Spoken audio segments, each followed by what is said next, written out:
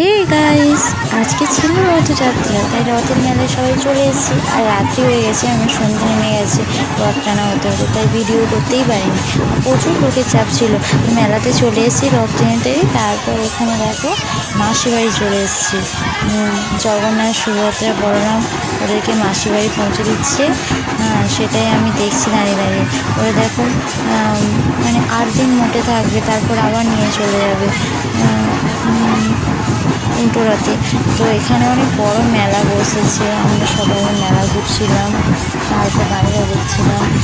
আর এখানে অনেক বড় রথ হয়। আরেকটা বাচ্চাদের রথ হয়েছিল, ওটা দেখানো হয়নি, ওই রথে আমি তোমাদের দেখাবো।